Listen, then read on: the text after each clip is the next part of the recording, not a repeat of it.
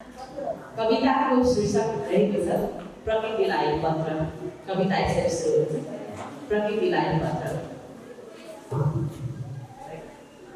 उसको शरीरैभरि चोट छ र पनि केही बोलेकै छैन। उसको शरीरैभरि चोट छ र पनि केही बोलेकै छैन। किन अथक भएर सहेको छ। उसको आँगनैभरि फोहोरको डङ्गुर छ। कुनै बखत रहर मेटाएर बग्थ्यो उसको खोला। आज मौन छ, स्थिर छ। सोचेथ्यो जीवन्त बाँचिरहनेछु यो हरेको डाँडा भनेर। सोचेथ्यो जीवन्त बाँचिरहनेछु यो हरेको डाँडा भनेर। उसको आज घाँटी देखिएको छ। सायद बोल्न सक्थ्यो भने बोल्थ्यो होला जिन्दाबाद मुर्दाबाद। सायद बोल्न सक्ने थियो भने बोल्थ्यो होला जिन्दाबाद मुर्दाबाद। सायद गर्न सक्ने थियो भने गर्थ्यो होला टायर पालेर धुवाको आन्दोलन। उसको अस्तित्वमा जो दाग लागेको छ। हे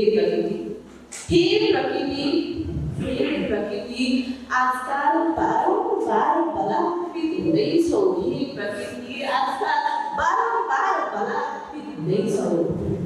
हे प्रकृति आजकल बारम्बार बलात्कृत हुँदैछौ। लाग्दैन तिमीलाई? हे प्रकृति आजकल बारम्बार बलात्कृत हुँदैछौ। लाग्दैन तिमीलाई?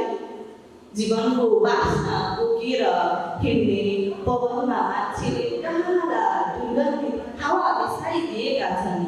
तिम्रो सुन्दर बोटका वस्त्रहरू काटिदिएका छन्, च्यातिदिएका छन् र अलपत्र पारिएको छ तिमीलाई।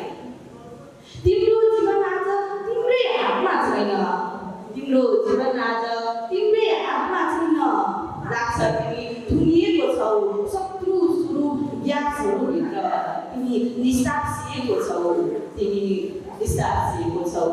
पोलिथिनले छोपिदिएका छन् तिम्रो नाक मुख। तिमी बन्दी बनेको छौ आफ्नै घरभित्र। तिमी बन्दी बनेको छौ आफ्नै घरभित्र। तिमीले कति रोमाञ्चक जगत देखायो। तिमीले कति रोमाञ्चक जगत देखायो।